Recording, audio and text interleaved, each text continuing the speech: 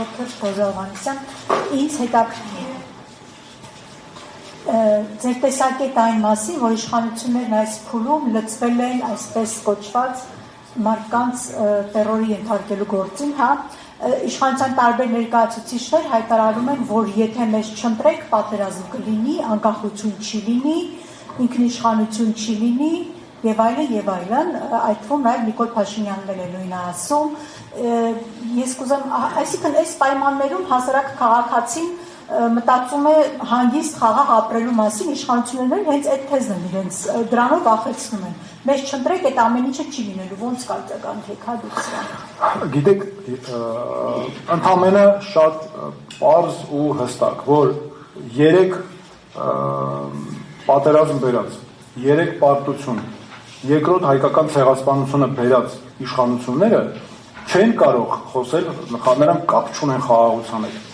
Իշխանություն, որը թաքցնում է սեփական հանրությունից, քաղաքացիներից սեփական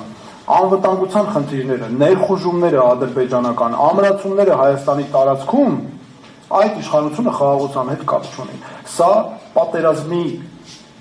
իշխանություն է, նեգատիվ ինքնության իշխանություն է, մեր երկիրը պատերազմի տանող ամենակարճ ճանապարհով, որովհետև տեսեք, թուլացնում են մեր դիմադրողականությունը։ Սա ինչ է, ես որ ցուցադրեցի ամբողջը, ոչ այլ ինչ է, քան մեր դիմադրողականության քայքայում, էրոզիա, որ հիմա նրանք մեր ինքնիշխանությունը ենթարկում են պարզապես էրոզիայի։ Նման իշխանության եւ դրա համար էլ նրանք կախված են ադրբեջանական կամքից, բարեհաճությունից,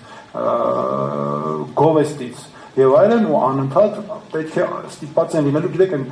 այսպես է թմրամիջոցի կամ կախվածություն ունեցող մարդու օրինակով է, որ ստիպված անընդհատ պետք է բավարարեն ադրբեջանական պահանջներ, թե չէ կարող են տեսեք ինչ անել մեր երկրի հետ։ Սա է պատասխանը։ Մենք պետք է դրա համար բոլորս ներկայացնենք, դրա այդ նպատակին է ուղղված նաև այս ասուլիսը, որովհետեւ մեր հանրությունը հարց բարձրացնի, բոլորով հարց բարձրացնենք։ Դուք այդ ինչ իրավունք ունեք, որ մեզանից բոլորից մեր ամենասուրբ հարցերը, մեր անվտանգության մարտահրավերը, որ անվտանգությունը ամենակարևորն է, որ թաքցնում եք